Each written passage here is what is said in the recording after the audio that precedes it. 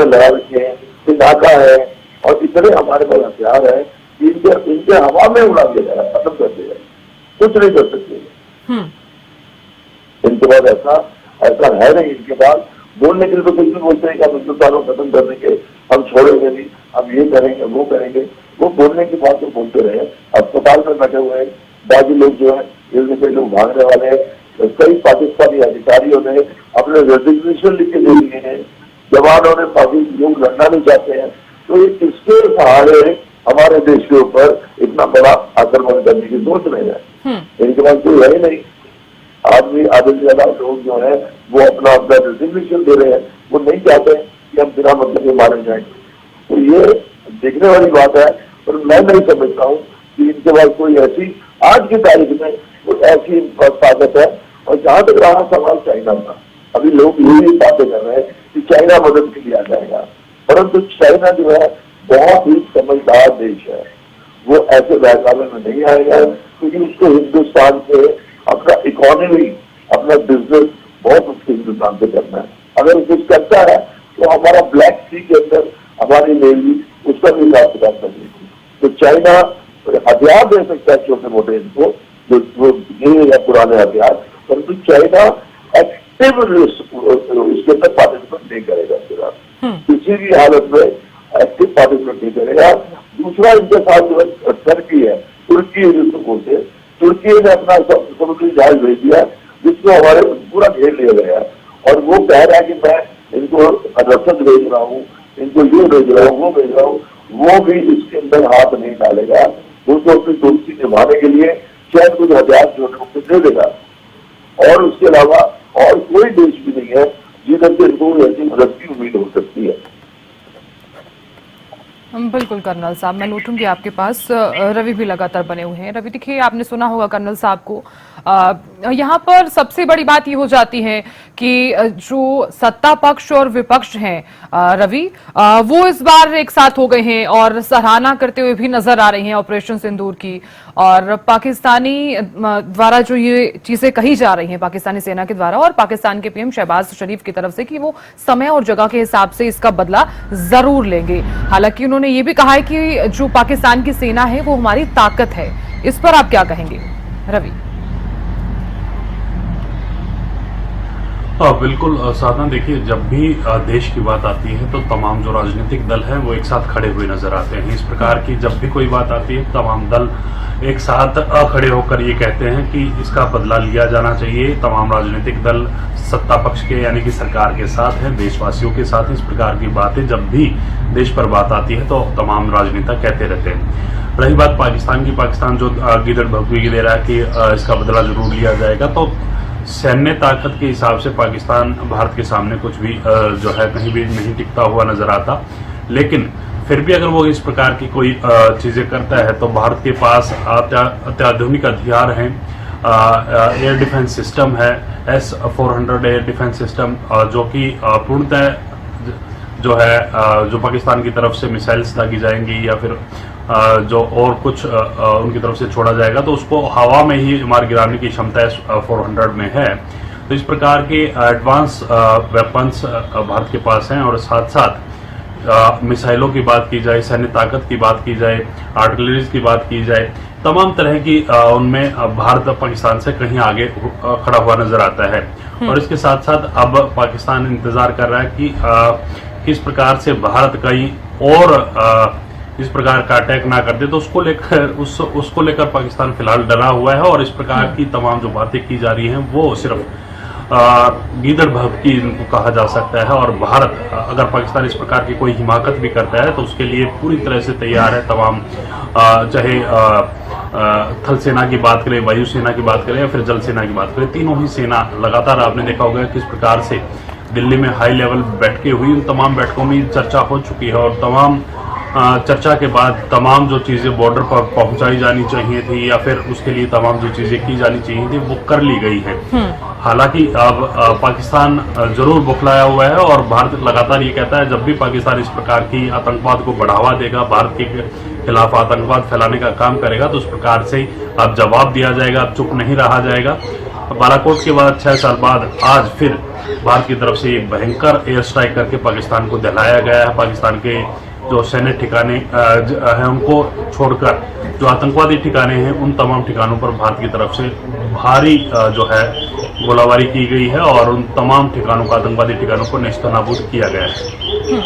अब बिल्कुल रवि, हम कह सकते हैं कि भारत की एक सफलता है। इसी को लेकर शुभम द्विवेदी जो इस आतंकी हमले में जिन्हें मार गिराया गया था, जो घूमने के लिए वहां पर जम्मू कश्मीर में गए हुए थे, उनके पिता का भी यहां पर एक पोस्ट सामने आया है। उन्होंने प्रधानमंत्री नरेंद्र मोदी की काफी सराहना की है और ये भी कहा है कि थैंक यू प्रधानमंत्री नरेंद्र मोदी जी।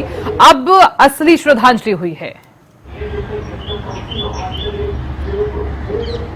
और बिल्कुल निश्चित तौर पर जब भी इस प्रकार का आतंकवाद पाकिस्तान की तरफ से फैलाया जाता है तो कहीं ना कहीं देश टूट जाता है। देश कहीं ना कहीं उन दरिंदों को सजा दिलाने की मांग लगातार करता रहता है जिनकी वजह से भारत ने अपने लालों को खोया है, अपने लोगों को खोया है। तो उसके बाद गुस्सा जो है वो देश में होता है और उसी प्रकार का गुस्सा पहलगाम की घटना के बाद पूरे देश में देखने को मिला था और जिसके बाद प्रधानमंत्री नरेंद्र मोदी की तरफ से साफ कर दिया गया था, ट्रेस किया जाएगा, ट्रैक किया जाएगा और उसके बाद सजा दी जाएगी और आतंकी को पनाह देने वाले को मतलब इस प्रकार की सजा दी जाएगी कि उन्होंने कभी कल्पना भी नहीं की होगी। तो उसी प्रकार का एयर स्ट्राइक देर रात जो है भारत की तरफ से पाकिस्तान पे किया गया है और जहां जहां आतंकी ठिकाने थे उन तमाम आतंकी ठिकानों को तोड़ने का काम, ध्वस्त करने का काम भारतीय सेना की तरफ से किया गया है। और जिस प्रकार से तमाम जो लोग हैं वो इस एयर स्ट्राइक को कहीं ना कहीं सराहते हुए नजर आ रहे हैं और साथ साथ ये कहते हुए नजर आ रहे हैं कि जिस प्रकार से पाकिस्तान ने आतंकवाद को फैलाने की बात की थी उसी प्रकार से अब पाकिस्तान को समय आ गया है कि पाकिस्तान को कहीं ना कहीं प्रकार की अगर गतिविधियों में अगर पाकिस्तान लगातार शामिल रहता है तो पाकिस्तान को इन नक्शे से मिटा दिया जाए। बिल्कुल रवि, देखिए क्योंकि आप भी जानते हैं मॉक ड्रिल की तैयारियां किस प्रकार से चल रही थी और आज जिस तरह से मॉक ड्रिल किया जाएगा ये भी जानकारियां जो है लगातार सामने आ रही थी। बैठकों का दौर भी लगातार जारी था। एक तरफ तो मॉक ड्रिल की तैयारियां चल रही थी, दूसरी तरफ भारत ने स्ट्राइक करते हुए पाकिस्तान को सबक जरूर सिखा दिया है। क्या माना जाए, पाकिस्तान इस एयर स्ट्राइक से सबक लेगा? क्योंकि अव्यवस्था का माहौल तो वहां पर नजर आ ही रहा है। बिल्कुल, देखिए पाकिस्तान इतना जल्दी कहीं ना कहीं लगातार जिस प्रकार से आतंकवाद फैला रहा है तो इतना जल्दी मानने वाला नहीं है। पाकिस्तान की कमर तोड़नी पड़ेगी। जिस प्रकार से तमाम जो भारत के लोग कहते हुए नजर आ रहे हैं कि पाकिस्तान को मिटाना पड़ेगा, पाकिस्तान की सैन्य ताकत को खत्म करना पड़ेगा, उसके आर्टिलरी, उसकी गोला बारूद, उसके सैन्य ठिकानों पर हमला करना पड़ेगा, तब जाके कहीं ना कहीं पाकिस्तान जो है वो मानने वाला है। इससे पहले जिस प्रकार की एयर स्ट्राइक आपने देखी होगी उरी में जब हमला हुआ उसके बाद भारतीय सेना की तरफ से स्ट्राइक की गई, या फिर यूं कह लीजिए जब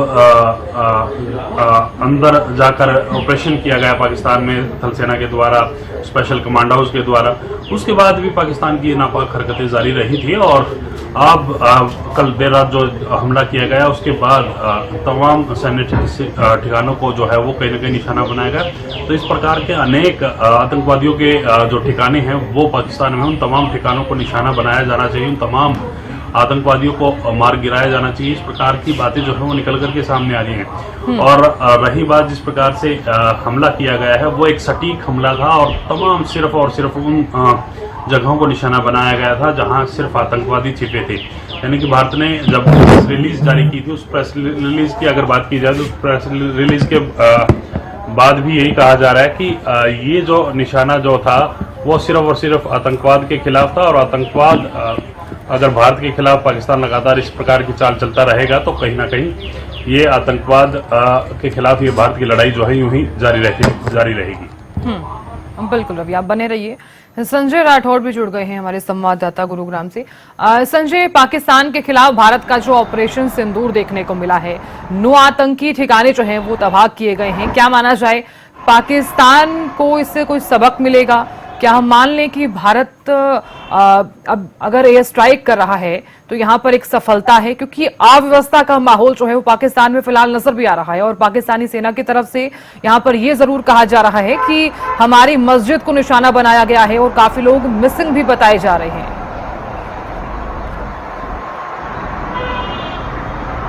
जिस तरीके से कल देर रात एयर स्ट्राइक की गई तो ऐसे कहीं ना कहीं पाकिस्तान के जो मंत्री थे, उन्होंने पहले ये कहा था कि हिंदुस्तान कभी भी हमला कर सकता है, और ऐसे में 9 ठिकानों पर जो है अब हमला किया गया, जिसमें कि जहां पर आतंकी छुपे हुए थे सटीक निशाने पर जो है वो हमला किया गया। तो ऐसे में कहीं ना कहीं एक बार फिर पाकिस्तान कहीं ना कहीं घबराया हुआ नजर आ रहा है। जिस तरीके से पहलगांव में आतंकी हमला किया गया, उसमें निर्दोष जो लोग हैं वो मार गिराए थे, लेकिन आप इस तरीके से, जिस तरीके से देश के प्रधानमंत्री बिल्कुल संजय, मैं आपको यहाँ पर रोकना चाहूंगी। देखिए बड़ी खबर सामने आई है, ऑपरेशन सिंदूर पर अमेरिकी राष्ट्रपति का ये बयान सामने आया है। बड़ी खबर आपको बता रहे हैं, दोनों देशों के बीच लंबे अरसे से तनाव रहा है। डोनाल्ड ट्रंप की तरफ से ये कहा जा रहा है कि दोनों देशों के बीच लंबे अरसे से तनाव रहा है, कई दशकों और सदियों से लड़ रहे हैं दोनों देश। तो डोनाल्ड ट्रंप की तरफ से ये कहा जा रहा है कि दोनों देशों के बीच जल्द तनाव समाप्त होने की आशा करते हैं। तो अमेरिकी राष्ट्रपति का ये बयान ऐसे समय में सामने आया है कि मुझे अंदेशा था कि कुछ होने वाला है। डोनाल्ड ट्रंप की तरफ से कहा जा रहा है कि मुझे अंदेशा था कि कुछ होने वाला है। तो ऑपरेशन सिंदूर पर अमेरिकी राष्ट्रपति का ये बयान जो है ऐसे समय में सामने आया जब पाकिस्तान और भारत के बीच लंबे अरसे से तनाव चल रहा है और कई दशकों और सदियों से लड़ रहे हैं दोनों देश। दोनों देशों के बीच तनाव जल्द समाप्त होने की आशा करते हैं। क्या कुछ कहा है, सुन लेते हैं। No, it's a shame. We just heard about it just as we were walking in the doors of the Oval. Just heard about it. I guess people knew something was going to happen based on a little bit of the past. They've been fighting for a long time. You know, they've been fighting for many, many decades and centuries, actually, if you really think about it. No, I just hope it ends very quickly. तो सुना आपने operation सिंदूर पर जो बयान जो है Donald Trump का सामने आया है कि दोनों देशों के बीच तनाव जो है वो जल्द समाप्त होने की आशा करते हैं, कहते हुए नजर आए हैं डोनाल्ड ट्रंप। संजय राठौर लगातार बने हुए हैं। Sanjay, over to you.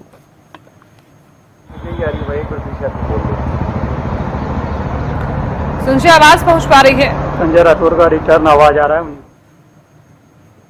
चलिए, संजय से हमारा संपर्क सही से नहीं हो पा रहा है। रवि कालीरमन भी लगातार बने हुए हैं और कर्नल साहब भी लगातार बने हुए हैं। कर्नल साहब, आपने सुना होगा अमेरिकी राष्ट्रपति का ये बयान ऐसे समय में सामने आया जब पाकिस्तान और भारत के बीच तनाव चल रहा है। उन्होंने कहा है कि दोनों देशों के बीच लंबे अरसे से तनाव रहा है और उन्हें यह भी लग रहा है कि कई दशकों से, अगर सदियों से ये लड़ रहे हैं, तो हो सकता है कि जो तनाव है वो जल्द समाप्त हो सके। क्या आप भी मानते हैं कि ये तनाव कभी खत्म हो सकता है? क्योंकि आतंकवाद जो है वो मुझे नहीं लगता कि पाकिस्तान में कभी खत्म होगा, क्योंकि सैन्य जो ठिकाने हैं उन पर हमला करना पड़ेगा।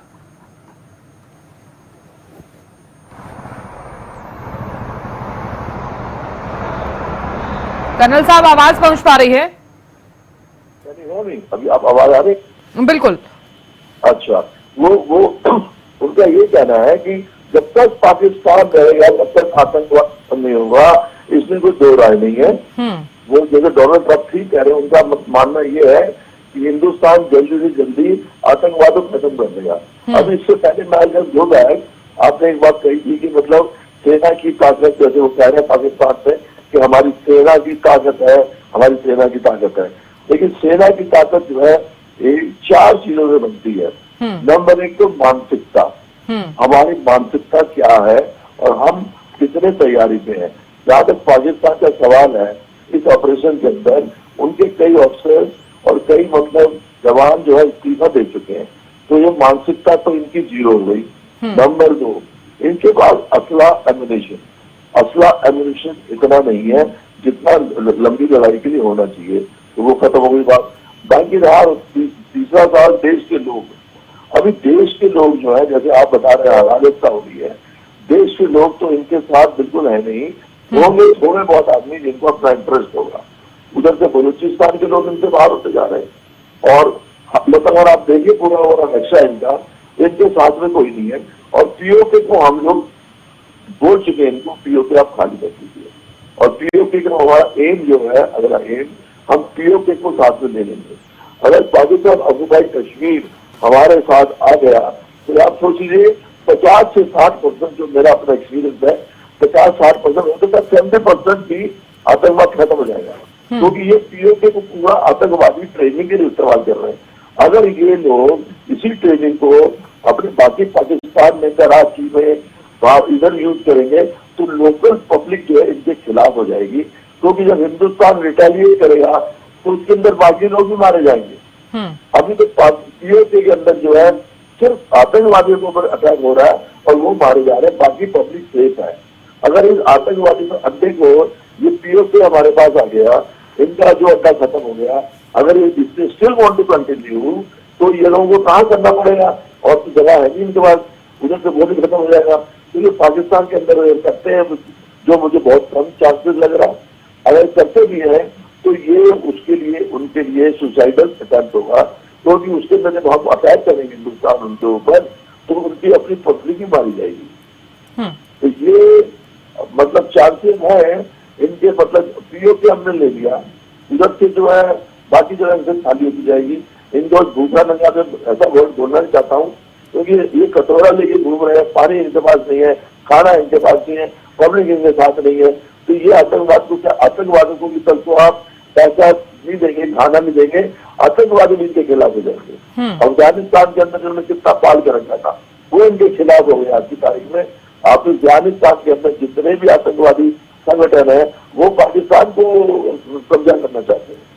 तो ये जब अपना देश ही नहीं बचा पाएंगे तो आतंकवादी क्या इक्विटेट कर पाएंगे, थोड़ा समय लगेगा। पर जो एक्शन अभी हमारे प्रधानमंत्री जी और हमारी सरकार ले रही है उसके हिसाब से जो है आतंकवाद को बहुत मुंह तोड़ करारा जवाब मिलेगा, काफी हद तक वो खत्म हो जाएगा और नए आतंकी तैयार करने के लिए इनके पास पीओके नहीं रहेगा। जब पीओके नहीं रहेगा, कोई जगह नहीं रहेगी तो नए आतंकी तैयार करना थोड़ा मुश्किल हो जाएगा। ये मेरा विचार है। बिल्कुल कर्नल साहब, मैं लौटूंगी आपके पास। संजय राठौर भी हमारे संवाददाता लगातार बने हुए हैं, उनसे भी जानकारी ले लेते हैं।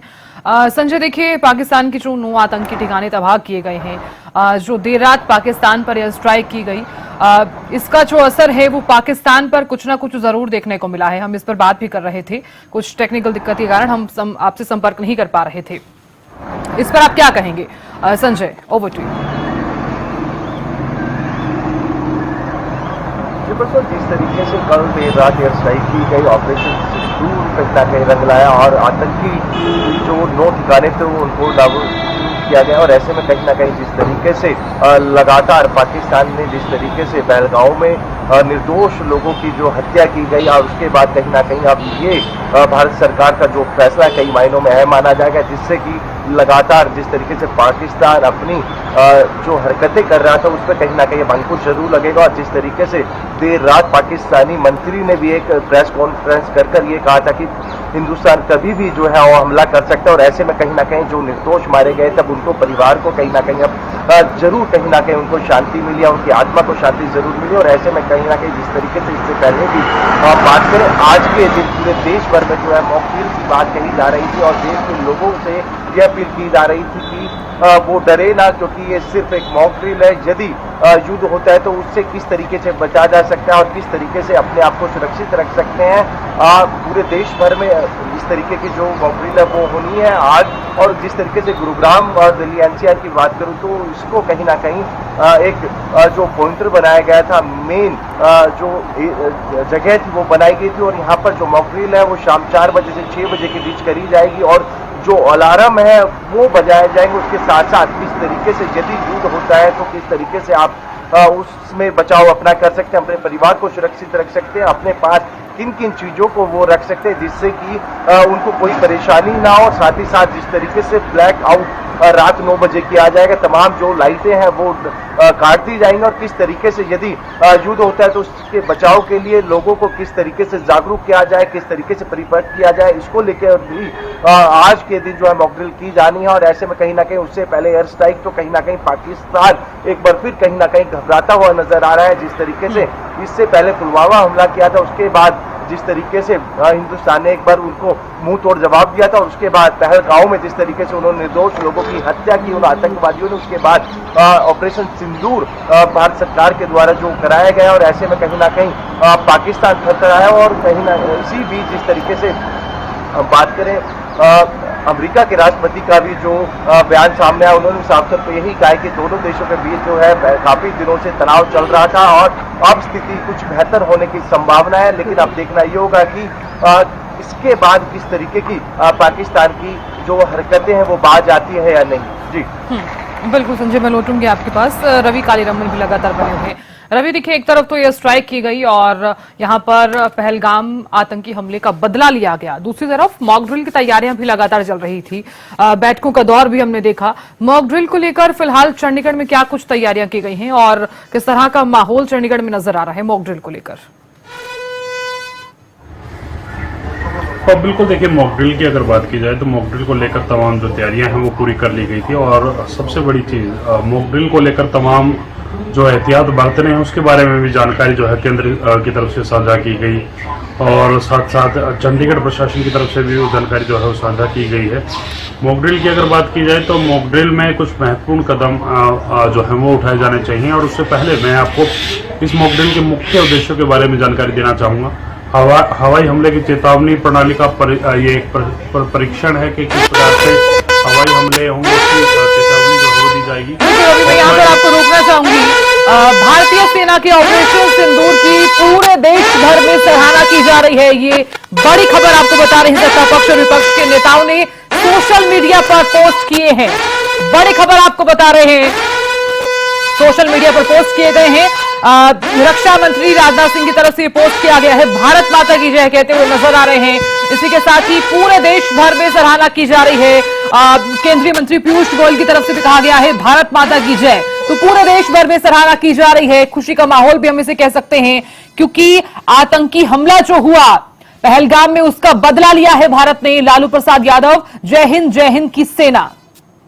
तो भारतीय सेना की भी तारीफ की जा रही है। मैं पाकिस्तान के आतंकवादी ठिकानों पर किए गए हमले का स्वागत करता हूं। असदुद्दीन ओवैसी की तरफ से ये बयान सामने आया है। असदुद्दीन ओवैसी की तरफ से ये कहा गया है कि आतंक के ढांचे को पूरी तरह नष्ट कर देना चाहिए। तो ऑपरेशन सिंदूर की पूरे देश में सराहना की जा रही है और इसी के साथ ही ओवैसी साहब ने यह भी कहा कि फिर कभी दूसरा पहलगाम हमला ना हो। जय हिंद की सेना। ये पोस्ट जो है वो सीएम नायब सिंह सैनी द्वारा किया गया है। ये बड़ी खबर आपको बता रहे हैं, भारतीय सेना के ऑपरेशन सिंदूर की पूरे देश भर में सराहना की जा रही है और साथ ही भारतीय सेना की तरफ से भी यहां पर एक बयान भी सामने आएगा। हालांकि प्रेस कॉन्फ्रेंस जो है भारतीय सेना की तरफ से की जाएगी और इस हमले को लेकर और इसी के साथ ही जो एयर स्ट्राइक की गई है पाकिस्तान को बदला चखाने के लिए, उसी की जानकारी भारतीय सेना की तरफ से अब से कुछ ही समय बाद एक प्रेस कॉन्फ्रेंस करते हुए जानकारी दी जाएगी। तो सत्ता पक्ष और विपक्ष के जो नेता हैं वो काफी ज्यादा सराहना भी कर रहे हैं इस ऑपरेशन सिंदूर की। रवि कालीरमन लगातार बने हुए। Ravi, over to you. तो इंडियन आर्मी की जो तारीफ है वो यहां पर की जा रही है। Hashtag Pahalgam terror attack, justice is served, जय हिंद। तो ऑपरेशन सिंदूर की पूरे भारत में सराहना की जा रही है और असदुद्दीन ओवैसी की तरफ से ये जो ट्वीट है वो सामने आया है। मैं हमारी रक्षा सेनाओं द्वारा पाकिस्तान में आतंकवादी ठिकानों पर किए गए लक्षित हमलों का स्वागत करता हूं। पाकिस्तानी डीप स्टेट को ऐसी सख्त सीख दी जानी चाहिए कि फिर कभी दूसरा पहलगाम आतंकी हमला ना हो। पाकिस्तान के आतंक ढांचे को पूरी तरह नष्ट कर देना चाहिए। जय हिंद। ऑपरेशन सिंदूर।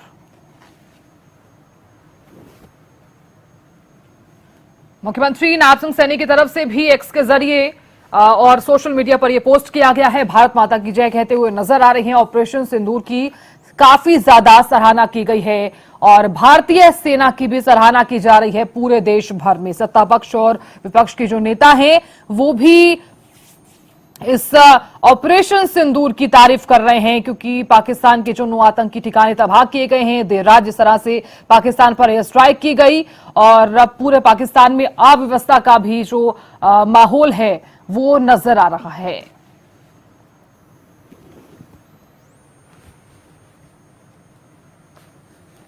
तो इंडिगो की तरफ से भी ये ट्वीट सामने आया है।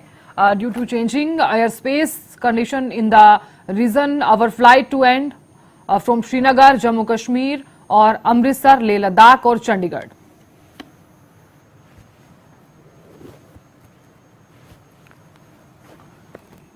और इस बीच अरविंद केजरीवाल का भी ये ट्वीट सामने आया है। हमें भारतीय सेना और अपने वीर जवानों पर गर्व है। आतंकवाद के खिलाफ इस लड़ाई में 140 करोड़ भारतवासी भारतीय सेना के साथ खड़े हैं। भारतीय सेना का साहस हर देशवासी का विश्वास है।